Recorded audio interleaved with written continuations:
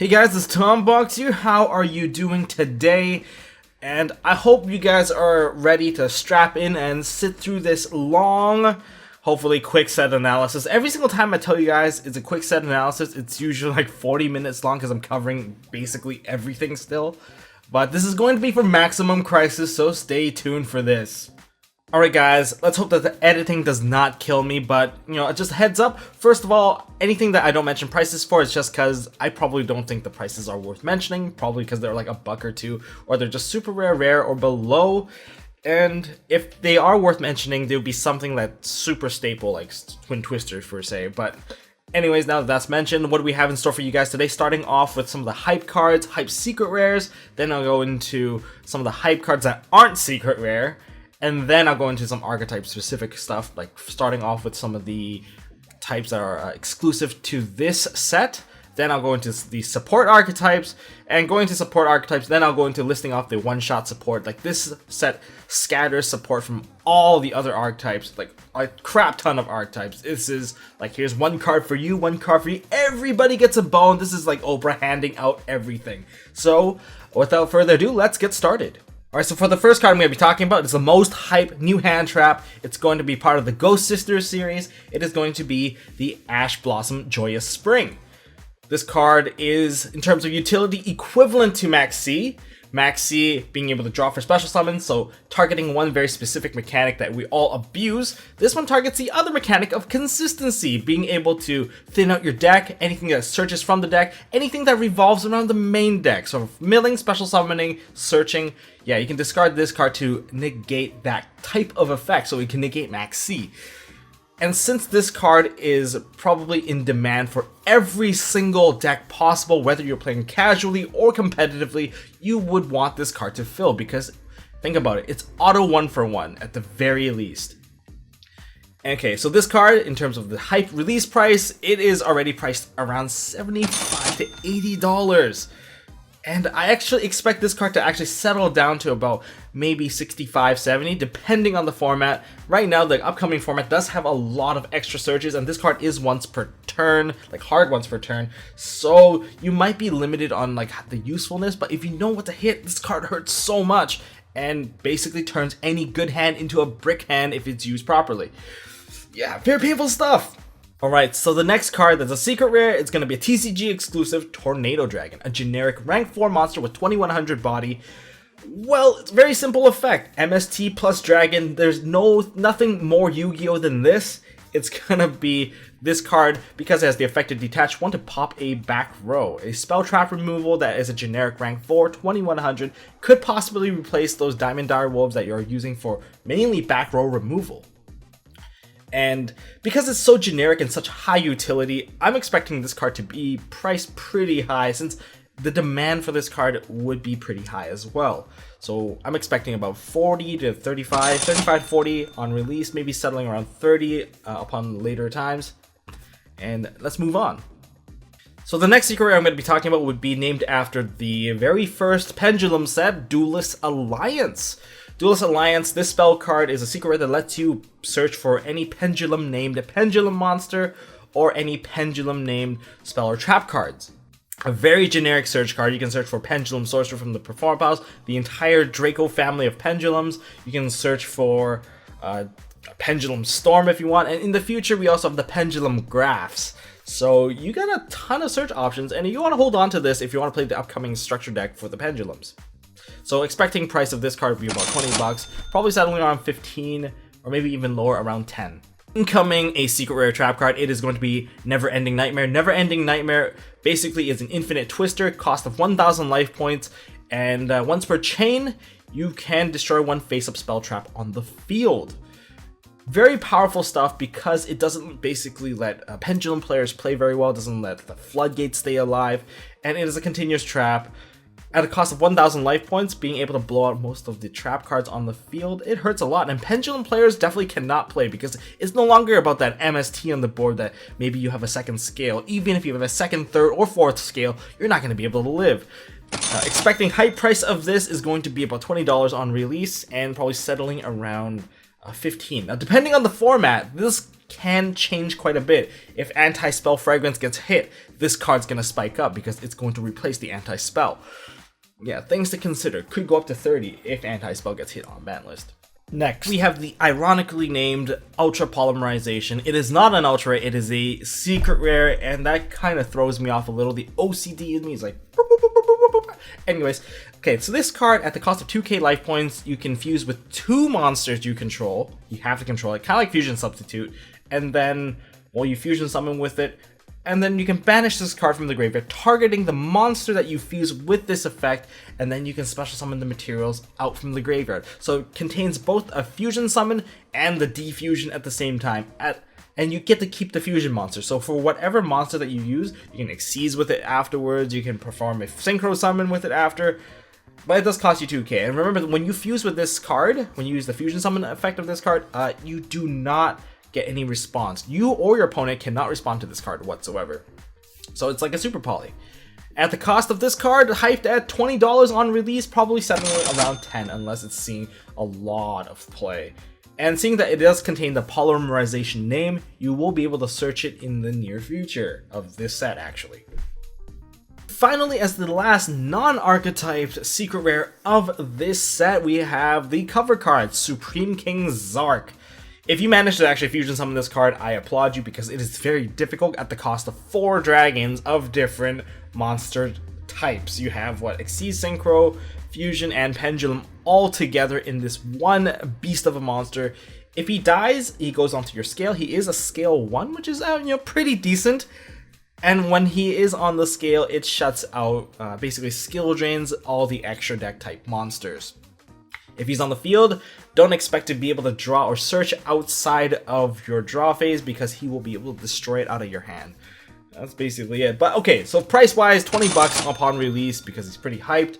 And he is a bit of a collector's item, so he's about still $10. Usually secrets that aren't very useful kind of drop down to 5 bucks or even less. Let's go into some hype cards that are low rarity and available to all of us, and a lot of us are pretty excited about. It's going to be Fairy Tale Luna, being able to search an 1850 spellcaster upon normal summoning. It also possesses an effect similar to Magispector Kirin. It can target one face-up monster your opponent controls, and then you can bounce it back to the hand with this card as well. So double bounce, and your opponent can negate this by sending 1 copy of that monster to the graveyard from the extra deck or main deck. So it's got pretty decent effects. And another cool card available to us as a super rare would be Pendulum Mojo. Pendulum Mojo, yes. This is a 0 scale, a very first 0 scale monster. And what I like about this card is that it does retrieve a banished or graveyard pendulum monster, so you can fulfill your skills very, very easily. And especially get a high skill, even your level 1s can actually now play. Upon normal summoning this card, you can special summon from your extra deck from face up a level 1 pendulum monster. So I guess you could make a rank 1. I guess it does facilitate your Sylvan sprite, if you will. Anyways, another really cool card that I talked about previously in a different video is Revolving Stage. This is going to be the next terraforming if you do play more than 1 field spell. Being able to set a field spell on both your zone and your opponent's zone, it hurts a lot, especially if you give your opponent some hindering field spells like Closed Forest. You hinder them from playing more field spells. You can give them a midfield breaker so they can't activate another field spell while it is face up. And the best part is your opponent has to activate a field spell to basically activate another field spell, because based on Revolving Stage's effect, if the field spell remains set, your opponent cannot activate another one anyway. So it's a field spell lock. And you can even give them Seal of Orichalco so that they can't access their extra deck if they choose to flip a face up. A lot of hindering plays can come from this card, and I'm looking forward to seeing this card, in my deck as well. Alright, time for the next most exciting part of the segment, exclusive archetypes that are introduced in this set. So let's go into the most overshadowing archetype, the True Dracos. And this is the bank breaker. This is the one where you're gonna drop a lot of money. Why? Because this archetype contains, 2 of your secret rares of this set, so 2 of the 8 secrets, and 7 of the 10 ultra rares. Oh my god, why did they rarity bump the crap out of this Well, it's because Konami actually have been doing this. Like the previous set, think about zoos. If you think zoos were bad, this one is just as bad, and this one doesn't even have, well, any extra deck cards. And the extra deck card, well, it's a super rare. There's only one. Well, go figure, right? So the two secrets, we got Masterpiece and we have the field spell, the most hyped field spell of them all. This card is in such high demand, useful for at least 4 decks. You got True Draco, Pure True Dracos, you have True Draco Zoo, you have Pure True Kings, you have True King Dinos, and all the other hybrid decks that use True Kings, maybe even Metal Foes. Boom, this is like just such a high demand field spell. So the field spell gives you a free pop and you can search a True King card or True Draco card, and it gives you battle protection for your tribute summon True Draco. Seems simple enough, but the ability to actually pop a card in your hand while retrieving a plus or 1-for-1, that gives you a free trigger on any type of card effect. This card plus 1 Baby Ceratosaurus or 1 Petite Pteranodon sets up one very deadly board, and you just don't want to deal with it. Now, as for the True Draco archetype themselves, the True Dracos themselves, they are unique in the fact that they play like Monarchs. They are tribute summon based, but they can tribute continuous spells and traps as their tribute fodder. And the boss monsters of the set, so Masterpiece and Metaltron, these two gain immunity based off of what they tribute. So you can gain monster, spell, trap, immunity depending on what you tribute. And these are the ones that tribute over 2 monsters. 2 monsters for Masterpiece, and Metaltron can tribute basically all 3 types. Okay, so in terms of prices, I'm going to expect Dragonic Diagram to be about $70, $75 to $80 upon release. It's very sad. These are the order prices that I've seen online so far. And then probably settling around $60, $65. It can potentially go up depending if there's like a serious event happening. So be very careful of this price. Now, luckily, Masterpiece isn't as bad. Masterpiece being basically archetype specific, not really. It's actually one of the best generic tribute summons I have seen in a long time. This guy starting off at about 40, probably settling down around 30, 35. Still a very good card because it has the ability to, once per turn, quick effect during either player's turn, banish 1 spell, continue spell trap, and then you can destroy 1 card on the field. Very, very good effect, and that goes per copy. So if you can put 2 copies on board, you can trade 2 cards off of your opponent for free. Now, as for everyone else, Ignis Heat, what else is there? Ignis Heat, there's the Maiden, the Dino, Dynamite, and the General. All of them are ultra rare. As for Draco Phoenix, ultra rare, and you have True Draco Heritage and True King Return. These guys are all ultra rares. 7 out of your 10 ultra rares right there. Expect them to be about 10-15 for all of them. And yeah, you need about 3 copies of each. Maybe not the General, maybe not Ignis Heat, but you need 3 copies of most of everything else anyway. So that's where your wallet's gonna break, about $500 approximately. Also, just one more thing is that our boss monster, True King of All Calamities, the rank 9 that acts as Azathoth, he's pretty easy to summon, and he's also super rare, so he doesn't really have a price tag. The next exclusive archetype would be the Lyra Lusk. I kind of like the other name for it, but it is now Lyra Lusk, a winged beast archetype full of level 1s. Before it was known for the Tyrant Neptune OTK/FTK, but now since Tyrant Neptune is gone, that is not going to be available for us in TCG. So what does this deck do? Basically, most of the monsters themselves, they fetch each other out. When you special summon, you can tag another one out, or you have the ability to special summon one out to begin with, and then that triggers another effect to special summon even more, bringing you a ton of level 1 Winged Beast monster. And then you can overlay them into the Assembled Nightingale, and eventually you can use Assembled Nightingale and you fuse it off with another Lyra Lusk to bring out your big boss monster that is the Independent Nightingale.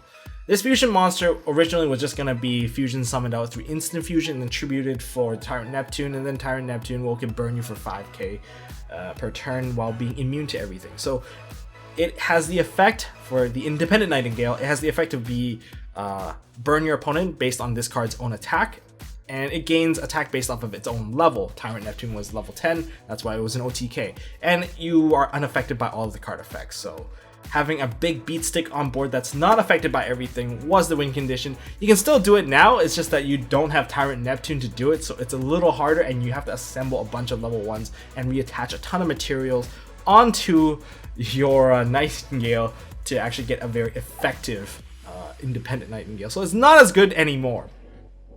Alright, the next exclusive archetype, we have the Supreme King Gates. These monsters, I don't remember their monster effect off the top of my head, but I do remember their scale effect. Of course, Supreme King Gate 0 and Infinity. 0 has, well, 0 and Infinity has a scale of 13. However, the scale 13 does have a restriction that you cannot pendulum summon if you control any monsters. So that's a real big restriction. However, it's a pretty good restriction because can you imagine if you just special summon all the god cards in one go? It does give you additional options to play with the Horkathi, the other win condition similar to Exodia, summon all 3 god cards, tribute them all, and then summon this big bad boy. Okay, so that's an option you can try. I'm not recommending it, but hey, it's another way of doing it. But okay, Supreme King Gate 0, if you have both scales, like 0 and Infinity, you can search for any fusion card by blowing them both up. So you can search for Brilliant Fusions, Ultra Polys, Super Poly if we had it. Basically, you can search for any of the fusion cards, which is very nice. But the other Infinity scale, not so great. You need both scales and a Zark to gain life points based on one of your opponent's monsters, I guess. That's its effect. But yeah, not too important. The last exclusive archetype from Maximum Crisis, we have Spiral, the Phantasmagoric Dragon archetype. So I'm going to avoid confusion with the Spiral cards. Let's call this the Phantasmagoric archetype.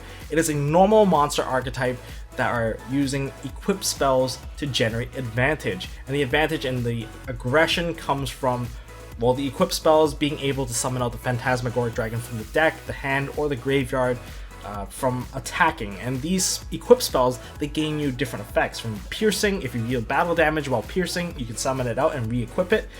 If you have attacked and at the end of the battle phase, you can special summon the Phantasmagoric Dragon out and equip this spell onto it. And a lot of these re-equipping effects usually come with another effect of change your opponent's monster into defense position, your opponent discards a card, something like that. Now, along with this, there's a set of trap cards to go with it and a field spell. The field spell acts as Umi, and when your opponent attacks or summons something, you gain a token, and then that token is basically a normal monster, which gives you something to equip with. It's pretty interesting stuff. But for the traps, as long as you control Umi, you can activate these traps from your hand. And most of these traps have graveyard effects as well, so it's a very interesting spin on a normal archetype. And I really want to see people really try this deck out. Although it might not be as competitive, but definitely looks very fun to play and giving normal monster a new flavor to deal with. Alright guys, so now we're going to go into archetype support. Some of these archetypes I will explain a little bit more, and once we get to the later archetypes which only have 1 card or 2 cards, I will just shotgun them right out. Alright, let's start with one of the most hyped archetypes, of course, Zodiac. Zodiac, you are getting Lyca, Hammer Kong, and Cataroost, and you also gain a trap or 2. The trap is mainly for you to recycle out more Xyz material from your graveyard. Anyways, not very important. Hammer Kong, mainly just a name. It does force your opponent to target, but you do have to detach at the end phase, so that kind of sucks. But Lyca is an ultra rare, $15 upon release, expected to be about $8. This card is a monster reborn for your Zodiac monsters. You can revive your Xyz, you can revive your basically anything. You cannot use it as an Xyz material, and the effect is negated for that turn that it is revived. Just remember, it's when it's revived. So this card plus Ram Ram can actually do a ton of damage and gain a lot of advantage, especially with Hammer Kong fielding an extra name for you. You can actually make larger and larger combos. And even though you revive a Ram Ram with this card, you can pop it with a Trident and then gain that effect to basically summon more. So this card is going to be facilitating a lot of new combos, so be careful of that. And we got the Predaplant cards coming. We have 3 new Predaplants: Cordyceps, Darling Cobra, and Orphis Scorpio. Orphis Scorpio and Darling Cobra are the main 2 because they make up the Predaplant engine. Not only are they able to facilitate a rank 3, but they are also able to search you a fusion spell card. Brilliant Fusion, Instant Fusion, tons of fusions come to mind, and that could actually open up a ton of new combos, and luckily this is available to us as a low rarity set. Okay, so for some main character archetypes, Performables. Performables, you get the Sky Magician and the Sky Pupil, that's non-Pendulum side, and Pendulum side, Fusion Golem, and the Coin Dragon. Coin Dragon is a pretty interesting card, especially when it's on the scale. If you control a dragon monster summon out from the extra deck, you can target it, and when it battles, it banishes the monster. I believe at the beginning of damage calculation. I'm not too sure, but it does banish the monster, non-targeting banish, which is pretty awesome. Another really funny card, Gatling Ghoul. Performable Gatling Ghoul requires you to fuse with a Performable and a dark monster. Now, upon fusion summoning this card, you can burn your opponent for 200 damage times the number of cards on the field. So that hurts a lot, but if you actually use a fusion summon with a Pendulum monster, you can target one monster on your opponent's side of the field, destroy that, and burn them for that as well. So pretty good stuff overall. It's ultra rare. I'm not going to mention the price because it is not very relevant. I would say at most $5, probably dropping around to 2 or 3. And as for Speedroids, I can only remember 3 cards, but off the top of my head, 5/6 plane. You can special summon this card when a monster is special summoned onto your side of the field. Alright, it's a decent effect, but you can only special summon a wind monster for the rest of the turn, so that kind of blows. It does have a very stray, random anime-esque like storyline effect of being able to lower one of your opponent's monsters' attack by 600. So that's a bit stray. I guess he's level 5 and has a reduced 600, so 5/6. I kind of get it. Alright, next up would be the Fiend Magnet. Fiend Magnet is like a super heavy samurai battle ball. You can synchro with your opponent's monster. That's pretty decent. However, you can only synchro for wind type monster. You can only activate this once per turn. Alright, it's fair enough, but it is still very threatening, especially when you use your opponent's monster for synchro summoning. So we're almost there, guys. We're almost done here. Going into the TCG exclusives, we have Spirals and Subterrors. Now, Spirals gain 4 cards. You get a trap and, I believe, 2 monsters and 1 spell. Trap being Rescue, monsters being Sleeper and Last Resort, and the spell that's an ultra rare is Fully Armed. Fully Armed is amazing, but let's talk about Sleeper first. Sleeper is a fiend-based monster that is 2800. You banish 3 Spiral cards out of your graveyard to summon this card out from your hand. Very powerful counterplay, I guess. And when this card is destroyed, you pop, I believe, your entire board, and then you summon out a super agent out of your graveyard, I believe. Correct me if I'm wrong, but this card does give you a bit of an extra push and a little extra oomph when you want to put more monsters onto the field.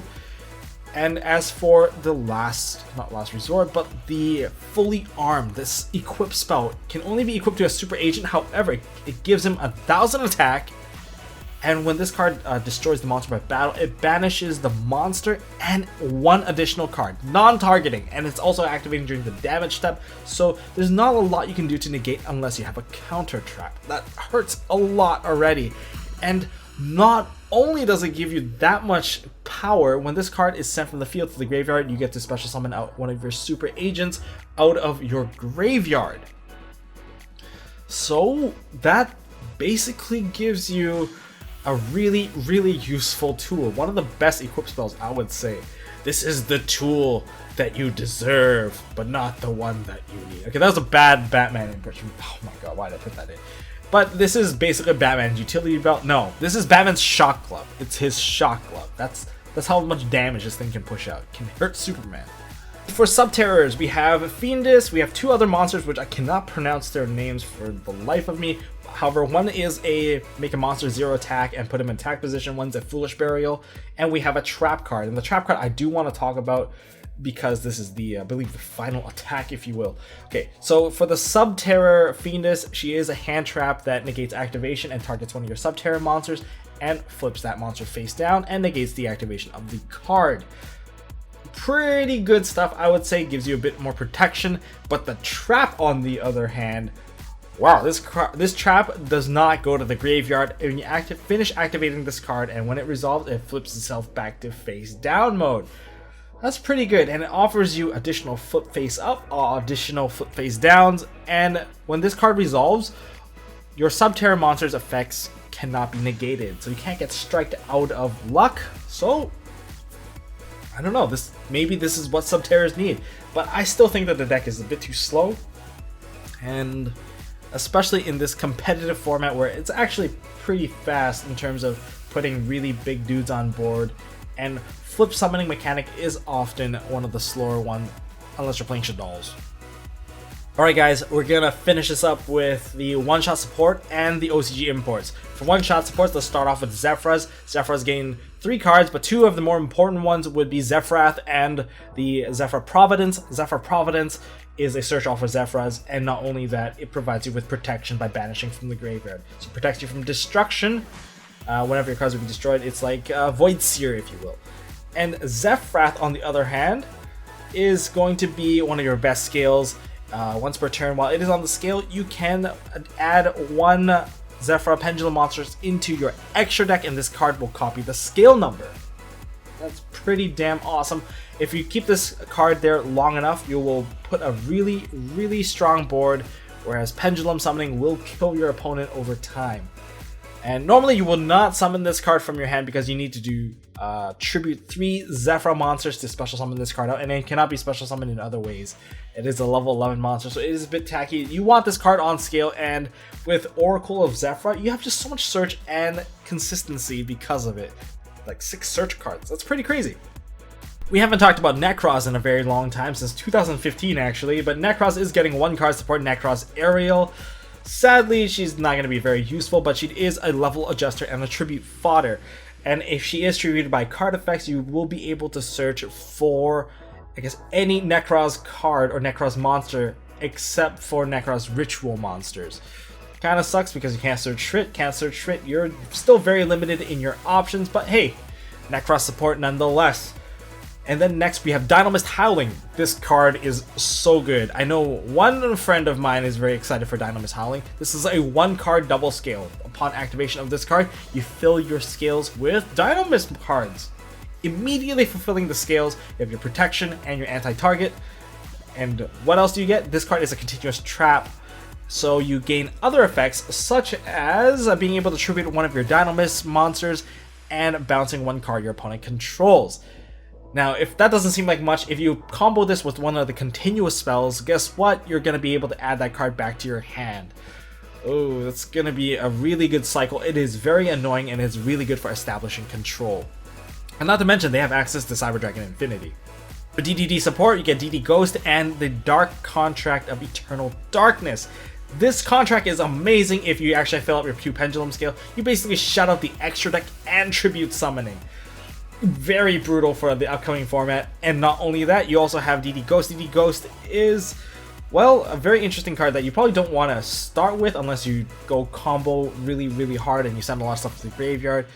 When this card is sent to the graveyard, you basically get to add back 1 of your DD monsters that's not DD Ghost, or you can add back 1 of your Dark Contracts back to your hand from your graveyard, and you can banish this card to take 1 of your banished cards, put it back into the graveyard. Guess it does facilitate a bit of recovery, and you can extend your game a bit further. Okay, now for the Phantom Knights, you get a new Xyz monster, a rank 2. How are you going to make this, guys? Well, with your new traps. Now, the Cursed Javelin basically is a, what's that monster? Star Leech Paladynamo. You make a monster's attack to 0 and negate their effect, but this is only for the turn. However, if you do have a Phantom Knight card attached to this, this is a quick effect now, and you can do it during your opponent's turn, which could hurt quite a bit and keep yourself alive because it is only about 1600 attack. Time to finish off the segment with the OCG imports. I'm not going to go over their effects. If you don't know them, you can look it up, but I'll just run it over very quickly. So we have Ghost Beef and we have Mild Turkey. Ghost Beef increases his scale number by rolling a die, and Mild Turkey decreases his scale number by rolling a die. Very simple, I suppose. Next up, we have Bujin Hiruko. Finally, we get this card. A bit late to the party, but nonetheless, very much welcome to. And another card that was OCG exclusive was Artifact Vajra. Vajra was the hand trap artifact, and it does blow up your entire back row if you do use it, and it's mandatory. So be very careful when you use this card. And we have Sylvan Princess Sprite. Damn, this one took forever. We waited for this, and now we have it. It's good for rank 1 decks, especially you get to excavate like spells and traps and put it in your hand. It's pretty decent for rank 1. It's 1800 beat stick as well, so it's fair play. It's pretty useful with the Pendulum Mojo. Also, we have this one that I've never really seen before, but it is the Radiant Divine Bird Veen, and the ritual spell that goes with it. It is a ritual-based support ritual. Not too much I know about this card. And finally, let's see what we got. We got Fiendish Fortune. Fiendish Fortune. This one's a hilarious card. You excavate the top card of your deck. Of course, you call a card type, spells, monsters, or traps. If you call it wrong, your opponent gets punished for it. Call it right, your opponent gets to draw a card. So you have a 66% chance, maybe. Actually, no. Most decks would probably get a 100% chance of getting it wrong. Just constantly call traps. If you don't run a lot of traps, you run this card, your opponent starts to lose hand advantage while you kind of go to town with his hand. Alright, guys. Thank you guys for watching this. This segment took me forever to do. I'm doing this alone right now, and I am dying. I think I took like 50, 60, 70 takes on this.